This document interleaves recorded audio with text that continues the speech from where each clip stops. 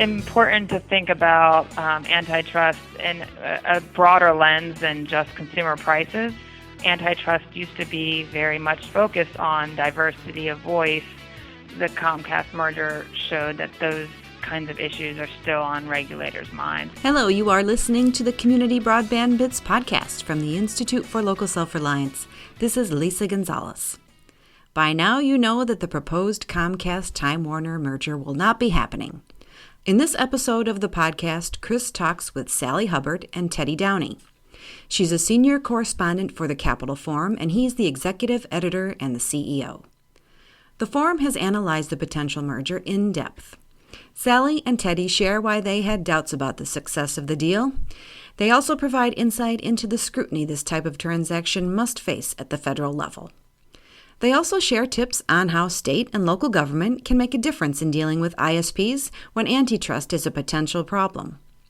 For more detailed info on antitrust, telecom, and consumer protection, we recommend you check out CapitolForum.com, and that's Capital with an O. Now here are Chris, Sally, and Teddy. Welcome to another edition of the Community Broadband Bits podcast. I'm Chris Mitchell. Today I'm talking with Teddy Downey, the executive editor and CEO of the Capitol Forum, and a senior correspondent from Capitol Forum, Sally Hubbard. Welcome to the show. Thank you. Happy to be here. Absolutely. We're thrilled to talk more about antitrust and anti-monopoly, which is, as I understand it, your specialty. Why don't you tell me a little bit first about the Capitol Forum? I actually was not very familiar with it until Barry Lynn introduced me to it. The Capitol Forum is an investigative news and legal analysis journalism-focused company, and we produce a regular newsletter for our subscribers, going in-depth and in the weeds on competition policy issues. Most recently, when it comes to communications mergers, the Comcast-Time Warner Cable merger, which hottest topic right now. Yes, and Sally, why don't you tell us a little bit about your background? You're writing now about these issues, but it seems like you've been involved with them for a while. Right, yes. I used to be an antitrust enforcer at the New York Attorney General's office. So for 3 administrations there, I was investigating antitrust violations and looking at mergers and, conducting the kind of analysis that the Department of Justice and the Federal Trade Commission do when they're looking at mergers. So now when I'm writing about them, I get to kind of put on that hat, and it helps me understand what they're likely thinking as well. We're talking now just a few days after the Comcast merger has been canceled. And I guess what I'd like to start with is, why should we care how big Comcast gets, or any cable company for that matter? Well, this merger in particular involved the most critical infrastructure of the U.S. economy, right? Broadband. The stakes were very, very high, and certainly something like this Comcast merger was going to create a pretty durable market power. I mean, even though we are seeing more competition up in broadband, it does have very high entry barriers.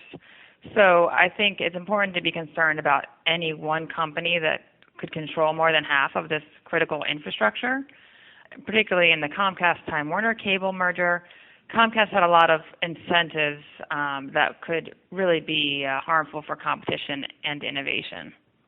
And I just also add that one of the really important markets that the DOJ and the FCC wanted to protect is the burgeoning over-the-top market, which is the applications like Netflix, and you've seen a recent offering from Sony to provide customers who want to cut the cord and not have a cable subscription, but do want to watch content, that market was going to be competitive, and that all those companies that are up and coming and providing that service and that application would be able to compete on a level playing field with Comcast and its NBC Universal content, as well as whatever applications Comcast comes out with. So protecting and preserving competition in a new market was also really important. I do think it's interesting. Some public interest folks have noted that the deal, some of the technologies you just mentioned, the Sling offering from Dish, a lot of these things came about after Comcast was in the middle of its merger review and could not engaged in some of the perhaps dirty practices that it has in the past to use its market power. But I'm curious if you can tell us what sort of things might a very large and powerful company like Comcast do to make sure that it can control markets in the future? Well, certainly with the markets that Teddy is talking about in terms of online innovation and over-the-top programming, by controlling the broadband pipes, Comcast, even after Title II came down, Comcast still has the power to would have had the power to utilize tools like usage-based pricing, data caps, interconnection fees, as ways to basically raise the effective price of other online video competitors. So, there's a lot more other tools that, the Title II, reclassifying broadband are aimed at preventing, but certainly interconnection, data caps, and usage-based pricing was still left to be determined on a case-by-case basis, which is really not that comforting for competitors knowing that they're beholden to Comcast moving forward. Comcast controls the pipe that the data goes over, and so there are myriad ways in which they could prefer their own content or charge other competitors in a way that would favor Comcast in the long run, either to have all the other content go through its application or to make sure that its content was favored in terms of either speed or not counting against a data cap if there were to institute data caps. But really the DOJ's view and the FCC's view is to preserve competition and to not necessarily try to get in the weeds of precisely how Comcast could favor its own content or applications, but just to make sure that there would be a competitive playing field in the future. So I think in a second we're going to get away from just the sort of Comcast specific arguments, but I want to ask first if, and I'm not sure which one of you would like to answer, but what role did the consumer hatred and just anger about Comcast's customer service play in terms of making this merger less likely? There's been a lot of comments that if Comcast hadn't alienated so many of its own customers, that this probably wouldn't have been as toxic a merger to people in Washington, D.C. I mean, I think that definitely played a role. I don't think it was critical to the antitrust analysis, and even without that kind of consumer hatred, you would still have a lot of potential anti-competitive harms to be really worried about as an antitrust enforcer. In terms of the political atmospherics, definitely did apply more pressure, I think, to the regulators to be aggressive. And I don't think it was just the consumer, the poor customer service, but it was also kind of some of the past anti-competitive practices, kind of issues with past compliance with merger conditions that also kind of contributed to those negative atmospherics that would make it politically easier to be aggressive against the merger. I would just add that the FCC receives a lot more feedback, is a lot more open process, and is much more subject to political influence and pressure during their review because they meet with a lot of lobbyists and because they're political appointees. And certainly if there's a huge amount of public backlash, that makes it easier for the FCC and the DOJ to make an enforcement decision. And that we certainly saw the case here. It wasn't just the public reaction and the public's disfavor of the customer service of the companies, but really a lot of interest groups that really pushed pretty hard to block this merger. Either both the content industry interest groups, the public interest groups, and then you also saw the Latin community interest groups as well push back pretty hard. So that makes it easier for the regulators. So I'm curious to what extent a Charter-Time Warner Cable merger might encounter the same problems. I mean, with Comcast, we had a number one combining with a number two. And if we have smaller cable companies combining, from my perspective, it's a loss of competition. I'm curious how it is when you look at it more rigorously through the eyes of the law. So I do agree that a Charter Time Warner cable tie-up could hinder competition in some ways, most likely by increasing the regional clustering of the cable systems. And it could also raise concerns regarding a few regional sports networks that Charter and Time Warner Cable would jointly control. However, because Charter has a much smaller video and broadband footprint than Comcast does, and because Charter doesn't have extensive content holdings like Comcast does, we expect it to raise much less concerns amongst the antitrust regulators. It's actually kind of interesting because that suggests that it was the previous merger with NBC that may have hurt Comcast's ability to merge then with Time Warner Cable, which would be, I think, for those of us who oppose that merger, a little bit of makes us feel a little bit better. Yes, I definitely think that merger created a lot of the negative incentives that Comcast would have to favor its own content over rival content, to use its broadband market power in a way that favors the NBC Universal products over other competitors. So that definitely added to the concerns that regulators had. One of the things that's been coming up is some people have noted we have this AT&T DirecTV merger, which raises a number of the same issues for public interest groups like myself, and I'm not quite sure how that impacts or what it looks like to the regulators. From your earlier comments, Sally, I think it's important to pull out that regulators have a very specific set of criteria upon which they can evaluate whether or not these mergers are permissible. And they're not supposed to be swayed by public opinion so much. I mean, when we're talking about the folks inside the DOJ and that sort of thing, right. Department of Justice, just to make sure we have covered that at least once. Are we seeing a new era of anti-monopoly type activity in DC, or are these just mergers that AT&T, T-Mobile, Comcast, Time Warner Cable, they were just over the top?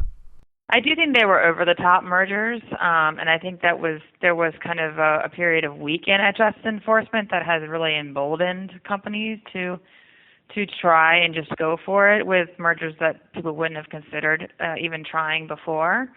I think it remains to be seen whether it's a new era. I mean, one thing that I think was important takeaway from the Comcast Time Warner Cable merger is that they're really going to look at what are the competitive effects of the merger first, and that's really the focus of their investigation, is how will this harm competition? And it's not the kind of robotic exercise of, what's the product market, the whole argument that Comcast and Time Warner Cable said over and over again, we don't compete because we don't geographically overlap. They said that over and over again, and it just isn't as simple as that. It's not. The regulators, the antitrust agencies are really going to be understanding how could competition be harmed, and they're not going to just engage in that kind of, superficial exercise.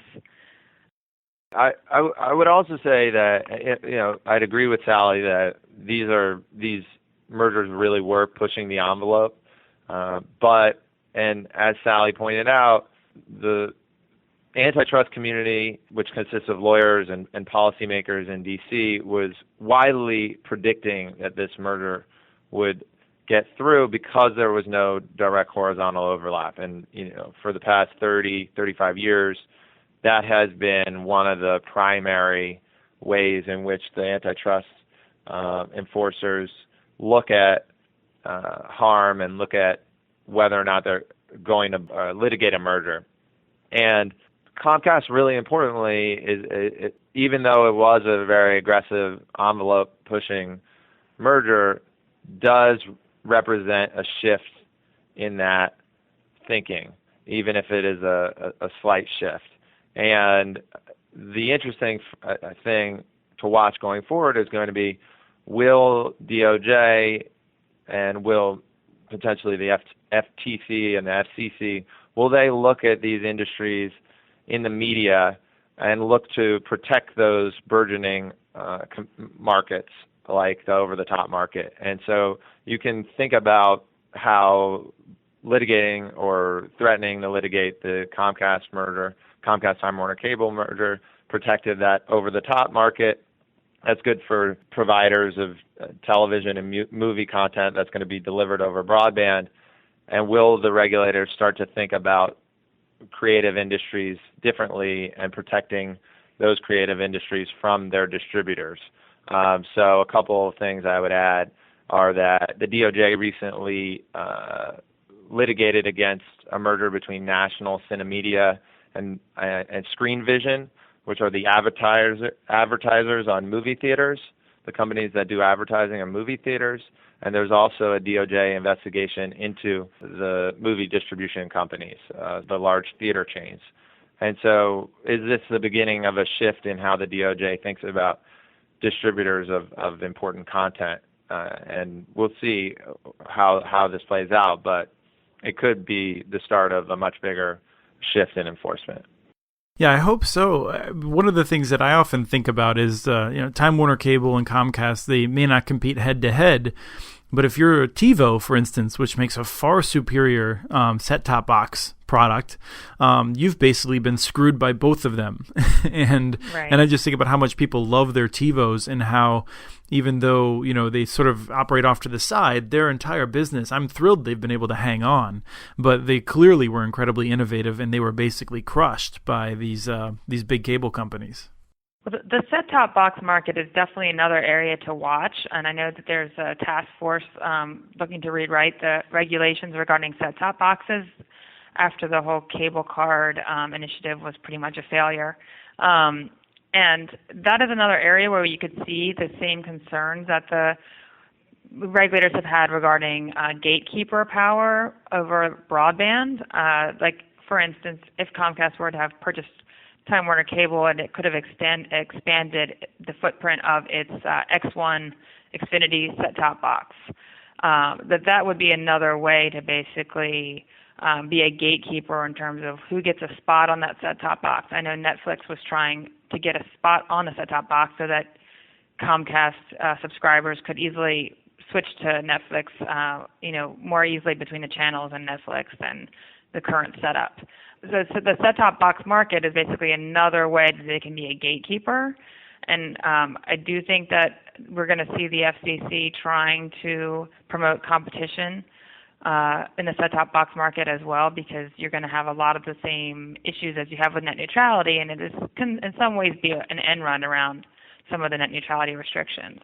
Like you saw when Comcast was forbidden under the NBCU merger conditions to exempt its own content from data caps, it kind of went around that and exempted its Xfinity One set-top box content from data caps.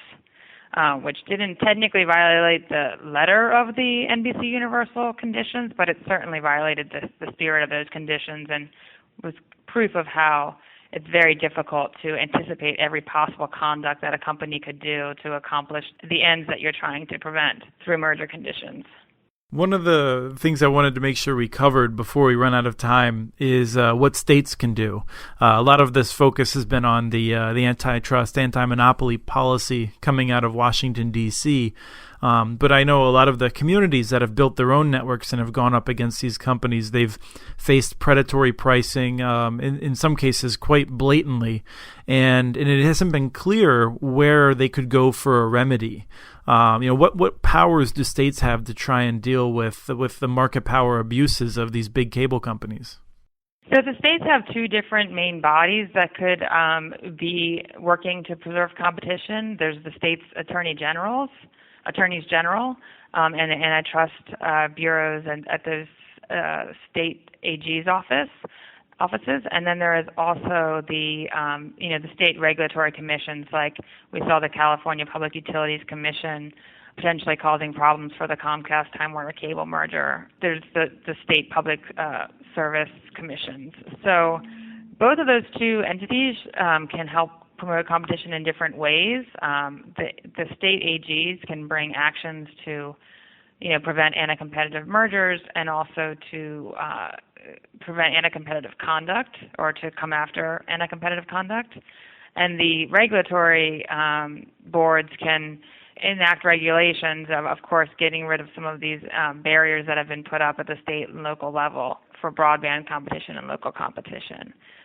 Predatory pricing is a very difficult case for the state AGs to bring. Unfortunately, the law has developed in a very negative way in that area, so that it's very hard for to win on a predatory pricing case, unfortunately. That's definitely something that needs to be reevaluated in order to really promote competition in the long run. And so as we're clearing out, are there any final thoughts or key points that you'd want to make sure that we hit or just reiterated in terms of antitrust, anti-monopoly issues? My big takeaway is that I think from the Comcast Time Warner Cable merger was it's important to think about antitrust in a broader lens than just consumer prices. And I think everyone was so convinced that the merger was going to go through. I will say that we, from the beginning, thought the merger was going to have lots of potential problems, and that was because we weren't singularly focused on consumer prices going up, but we were looking at how it could affect competition and innovation with other content providers and online innovators. And I think antitrust used to be very much focused on diversity of voice, especially with media mergers being focused on how you could lose the marketplace of ideas by allowing the consolidation. And I think the Comcast merger showed that those kinds of issues are still on regulators' minds, even though what we mostly hear about is will a merger affect consumer pricing as the primary concern.